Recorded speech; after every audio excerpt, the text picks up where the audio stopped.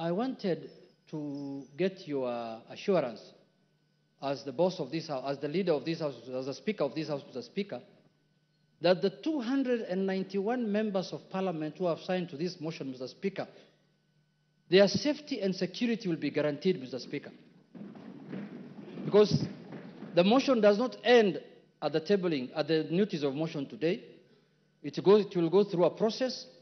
It will be formally again moved. Members will debate, and members will vote on it. Mr. Speaker, we want those 291 members of Parliament to turn up here the day of voting, Mr. Speaker, without missing any one of them, Mr. Speaker. Mr. Speaker, we have just passed the new Inspector General of Police the other day here, Mr. Kanja. Not really. He must take responsibility as the Inspector General of Police, Mr. Speaker, to guarantee the safety, as the Inspector General of the country, Mr. Speaker, to guarantee the safety and the security of the 291 members. Mr. Speaker, you know this thing. What we are doing is not a small thing, Mr. Speaker. When Trump was being removed, was being impeached in the United States, Mr. Speaker, you know what he attempted to do. And what can happen here, you know, Mr. Speaker. And let us not fight, let us not begrudge anyone, because what the House is doing is constitutional, because the House is just exercising its mandate. It's not doing anything outside the Constitution. There is nothing unconstitutional that's happening in this House, Mr. Speaker. You can impeach a cabinet secretary, you can impeach a deputy president, you can impeach the president if you wish so. So, Mr. Speaker, this is an exercise that is given to us by the Constitution. So, Mr. Speaker, you've made your point. I have made my point, but I conclude by saying this, Mr. Speaker, that, Mr. Speaker,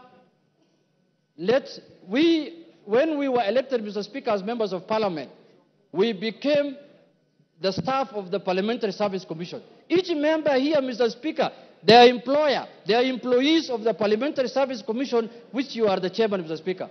So, Mr. Speaker, I have spoken on behalf of the members because when they were signing, that is what they told me. Mr. Speaker, as the minority leader, they told me, we are in support of this thing, we are really ready to move, but we want things done legally and procedurally and within the Constitution, inside Parliament and outside Parliament. Thank you, Mr. Speaker. Thank you. The other colleagues in this, but I've just one very important, most important in this country to raise. Not only do we have to protect the lives of 291 members of Parliament who have appended their signature there, we must also protect the system. The IG must protect our president to the hilt. Because you know the kind of a constitution we have. Any reckless thug can decide to change the course of history if, God forbid, anything were to happen to our president. You get my point? And there are people who we have been so worried lately, I get the feeling that they can even have the capacity to plan something like that. Let us make sure this information goes out. Our president must be protected to the hilt until this motion is over. Because if, God forbid, anything were to happen, then we have something much bigger to worry about. Thank you. And those guys are... Just to add on to what the Honorable Farah and Honorable Junet have said. Honorable Speaker, the security of members of Parliament is paramount. And Honorable Speaker, I say that looking at you, because you know on the 25th of June this year, Honorable Speaker, none other than yourself, you were a target, and you know that. And not a target for harm, but a target for elimination based on the position you hold as Speaker and the ranking order should anything happen to the President or the Deputy President, Honorable Speaker. Honorable Speaker, I want to beg that you take with a little more weight the issues raised by Honorable Junet and Honorable Farah Maalim, because, Honorable Speaker, we have seen it on social media.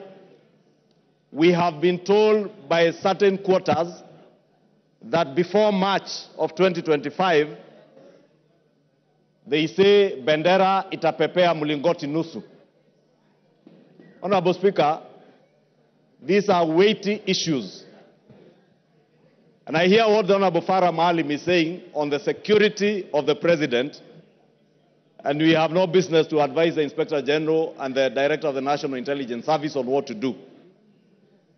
But for members of this House, all the 349 of them, Honorable Speaker, you must direct the Inspector General of Police, who was approved by this House less than a month ago, to ensure that when this House is sitting within the precincts of Parliament and even outside and including committees of this House sitting, Honorable Speaker, members are secured.